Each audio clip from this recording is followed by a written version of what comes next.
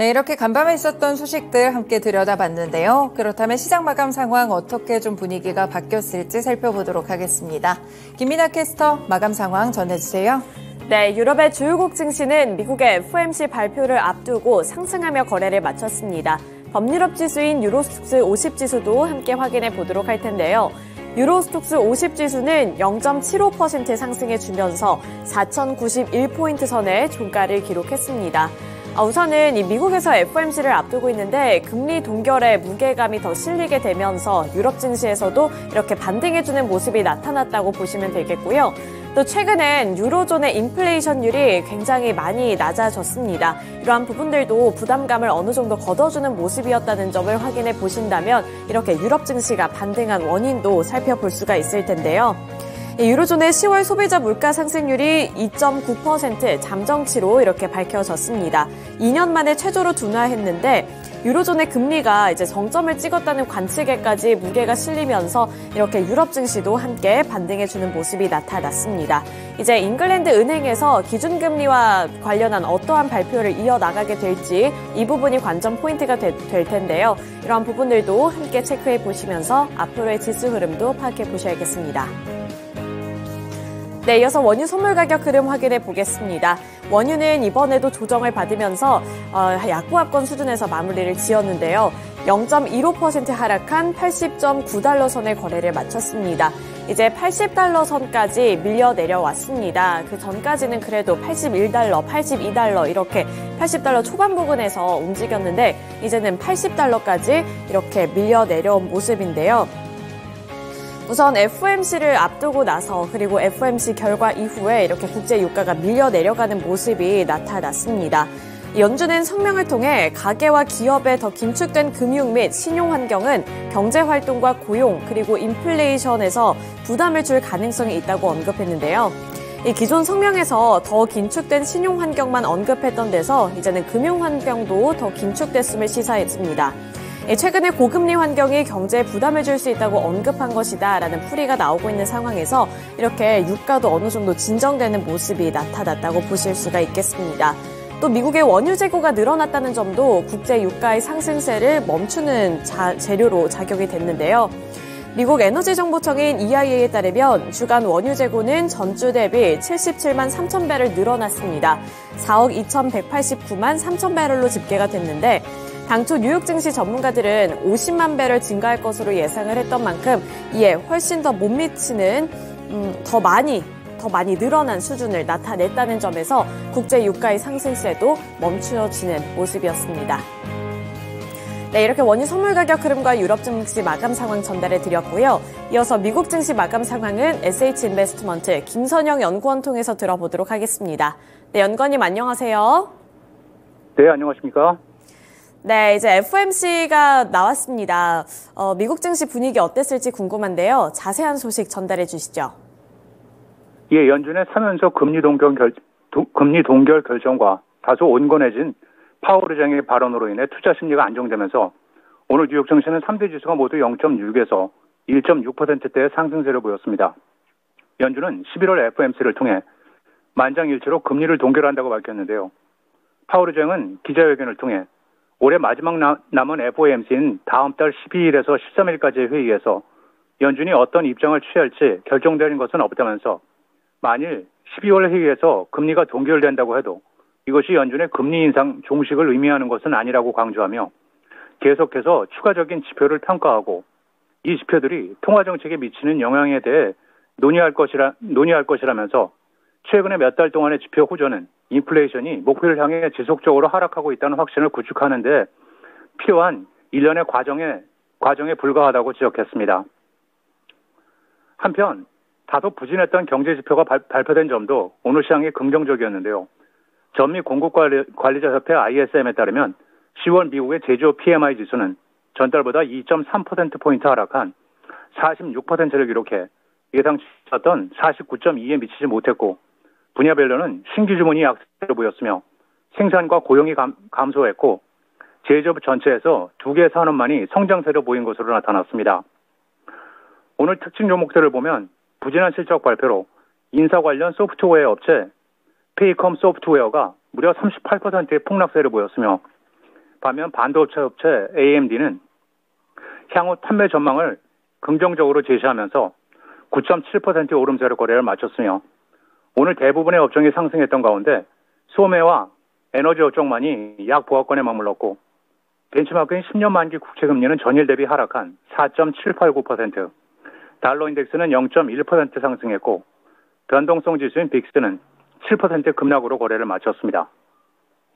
미 재무부가 올 4분기 국채 발행을 소폭 늘리지만 10년과 30물 장기물은 시장 예상보다 규모를 축소할 것이라는 뉴스 이후 오늘 미국 국채 금리들이 일제히 큰 폭 하락하면서 증시에 긍정적이었습니다. 10년물 수익률은 전 세계 금융시장의 기준금리 역할을 하며 30년 수익률은 장기금리의 기준 역할을 하는 중요한 국채들인데요. 재무부가 발표한 올 4분기 국채 발행 계획에 따르면 다음 주 3년과 10년, 30년물로 구성된 국채 발행액은 1,120억 달러로 확정됐으며 이것은 당초 시장 예상치였던 1,140억 달러를 하회한 수준이며 재정 적자와 이자 지급을 위해 2년 그리고 5년물 국채는 매월 30억 달러 더 발행하지만 10년물 국채는 월 20억 달러, 30년물은 월 10억 달러 발행을 늘린다고 발표했습니다. 하지만 이 같은 재무부의 결정에도 불구하고 일각에서는 막대한 재정 적자가 증시에 부담이 될 것이라는 전문가들의 경고도 사라지지 않고 있는 가운데 올 상반기 4.8%를 넘은 적이 없던 10년물 국채 수익률은 하반기 들어 미 재무부의 국채 발행 증가가 겹치면서 꾸준히 올랐으며 지난달에는 5%를 수차례 상회하기도 했습니다.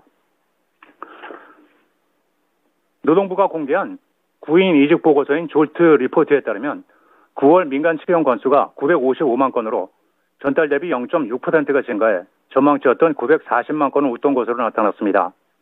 세 항목을 보면 채용은 587만 건을 기록해 전달보다 약 2만 건 늘었으며 전체 고용에서 차지하는 채용 비율을 나타내는 고용률은 3.7%로 전달과 동일했으며 퇴직은 553만 건으로 전달보다 15만 7천 건이 감소했으며 퇴직 비율은 3.5%로 전달보다 약 0.1%포인트가 하락했는데요.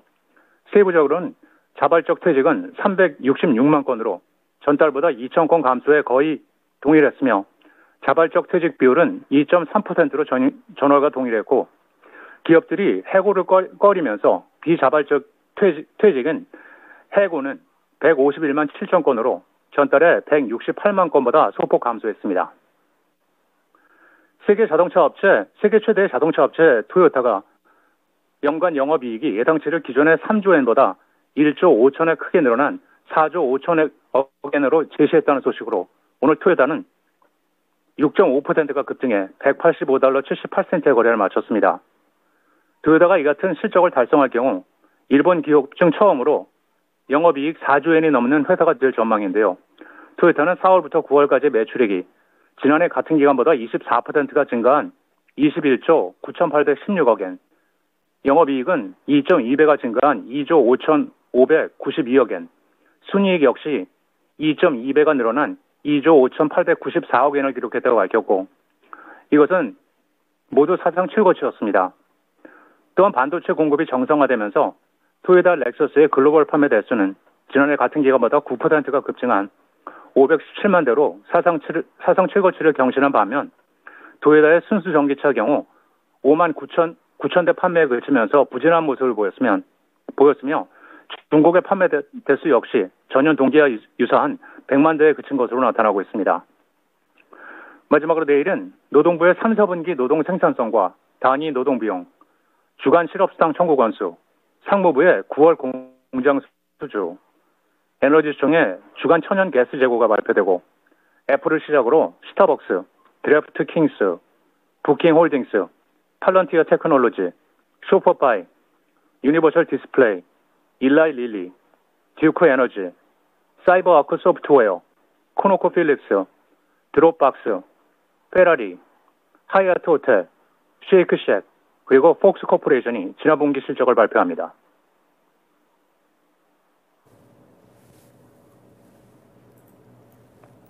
네, 이렇게 실적 발표 일정까지 함께 들어봤습니다. 오늘 말씀 고맙습니다. 네, 감사합니다. 네, 이렇게 유럽 증시와 미국 증시 마감 상황 함께 알아봤는데요. 이어서 국내 증시 마감 상황은 어땠을지 어제장 국내 증시도 함께 살펴보도록 하겠습니다. 네, 코스피와 코스닥 어제 강하게 반등해줬습니다. 코스피 지수 같은 경우에는 전거래일 대비 더 많이 오르는 모습이 나타났는데요. 코스피 지수 어제는 1% 넘게 상승했습니다. 1.03% 오른 2,301포인트의 종가를 형성하면서 이탈했었던 2,300포인트 선 회복해내는 모습이었는데요. 기관 투자자들의 매수세가 들어오면서 이렇게 코스피 지수가 견인됐습니다. 시가총액 상위 종목들 확인해보시면 반도체 투톱이 강하게 반등해줬는데요. 삼성전자가 2.54% 상승해줬고요. SK하이닉스는 3% 넘게 상승했습니다. 삼성전자는 2.54% 오른 68,600원을 터치하면서 거래를 마친 가운데 SK하이닉스 같은 경우에는 3.44% 오른 123,300원을 기록했습니다.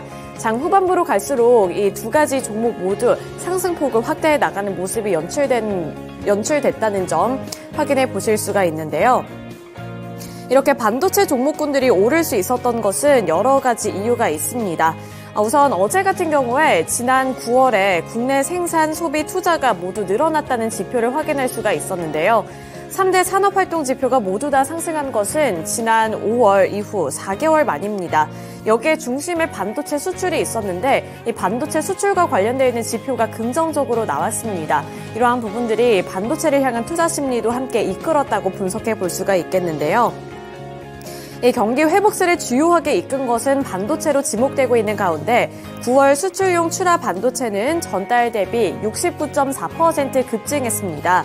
증가폭이 60%를 넘어선 것은 2000년 관련 통계 작성 이후 처음 있는 일이라고 하는데요.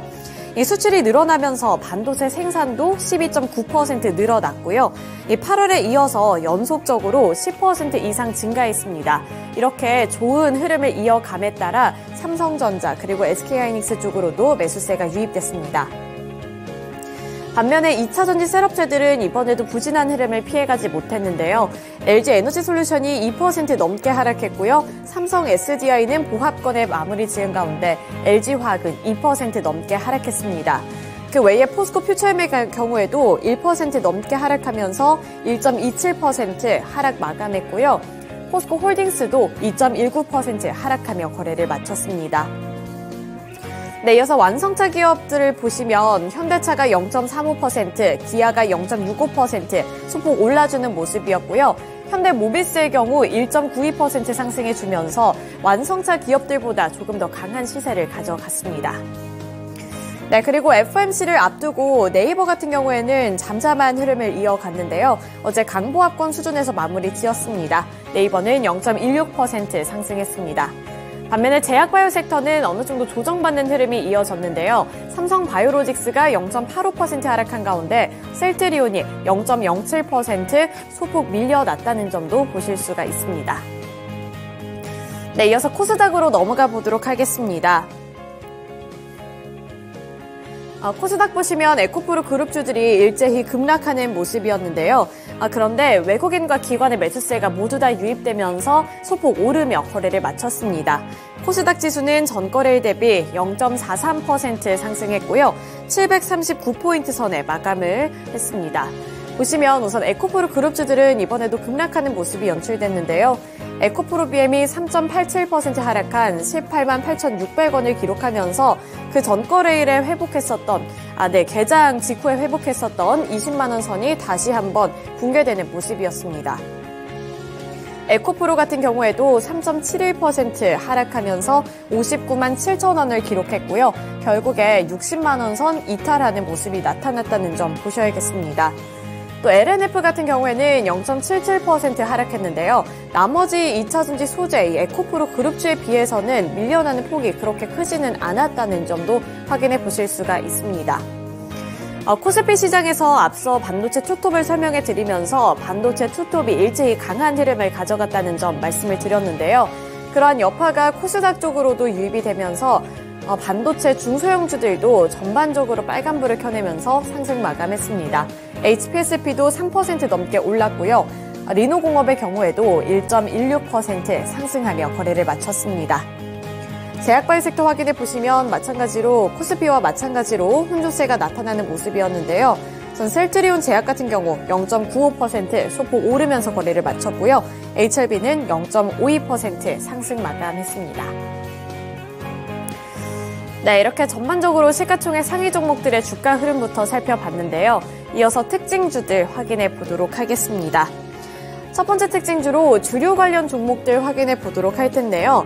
어제 주류 관련 종목들이 급등해 줬습니다. 대표적인 종목군들이 몇 가지가 있었는데 한국 알코올이라든지 풍국주정 그리고 나머지 관련 종목들이 일제히 강한 흐름을 나타냈습니다. 소주와 맥주 가격이 모두 오를 예정이라는 소식과 함께 이렇게 관련 종목들이 급등해주는 모습이 나타났는데요. 한국 알코올이 18.43% 오른 12,080원을 기록했고요. 그 외에 풍국주정이 5.64% 오른 11,050원을 기록했습니다. 이 주가 흐름을 확인해 보시면 장 초반에 급등했다는 점 보실 수가 있고요. 한국 알코올 같은 경우에는 이 상승권에 잘 머물러 있는 모습이 나타났다는 점도 보실 수가 있습니다. 하이트진로가 오는 9일부터 소주와 맥주 가격을 인상하겠다고 나선 건데요. 참이슬 오리지널과 참이슬 후레쉬의 공장 출고가를 6.95% 올린다고 밝혔습니다. 또 여기에 이어서 테라와 켈리 같은 맥주값까지 올리겠다고 나섰는데 이에 따라서 전반적으로 이 주류 관련주들 쪽으로 매수세가 유입되는 모습이었습니다. 네, 이어서 두 번째 특징주 확인해 보겠습니다. 두 번째 특징주로는 태양광 관련 종목들 확인해 보도록 할 텐데요. 대표적인 종목으로 하나솔루션 보도록 하겠습니다. 하나솔루션은 7% 넘게 올랐습니다. 7.16% 오른 37,000원을 기록했는데요. 4분기 태양광 사업 부문에 대한 업황 회복 기대감이 유입되면서 이렇게 하나솔루션을 중심으로 나머지 태양광 관련 종목들 쪽으로 매기가 확산되는 모습이었습니다. 우선 3분기 영업이익 같은 경우에는 태양광 부문 수익 악화로 인해서 부진한 실적을 거뒀는데요. 하지만 투자자들은 4분기 업황 회복에 조금 더 집중을 했습니다. 증권가에서도 하나솔루션의 태양광 사업이 점차 탄력을 받을 것으로 전망했는데 대표적으로 NH투자증권에서는 4분기에 태양광 모듈 수익성 턴어라운드가 예상된다고 분석했습니다. 이에 따라서 견조한 주가 흐름을 가져갔다는 점 확인해 볼 수가 있겠습니다. 네, 마지막 특징주 확인해 보도록 하겠습니다. 마지막 특징 종목으로 코아스 확인해 보도록 할 텐데요. 29.97% 상한가를 기록했습니다. 어제는 이렇게 김포 관련 종목들이 급등해주는 모습이 연출이 됐는데요. 오세훈 서울시장이 김포시장과 함께 메가시티 서울을 논의했다는 소식이 호재로 작용되면서 나머지 김포 관련 종목들 쪽으로도 매수세가 확산되는 모습이었습니다. 오세훈 서울시장은 기자 설명회를 통해 김포시의 편입을 비롯한 메가시티 서울 구상에 대해 김포시장을 만나서 뜻을 파악해보고 판단할 것이며 이에 대해 깊이 있는 연구를 시작하겠다고 공식 발표했습니다. 해당 소식이 알려지면서 이른바 김포 관련주들이 급등해주는 모습이었고요. 코아스 같은 경우에 김포시 통진읍 토지 및 풍무동 김포공장을 보유하고 있기 때문에 관련 종목으로 부각되면서 이렇게 상한가를 기록했습니다. 네, 이렇게 특징주들까지 함께 알아봤고요. 지금까지 글로벌 증시 마감 시황이었습니다.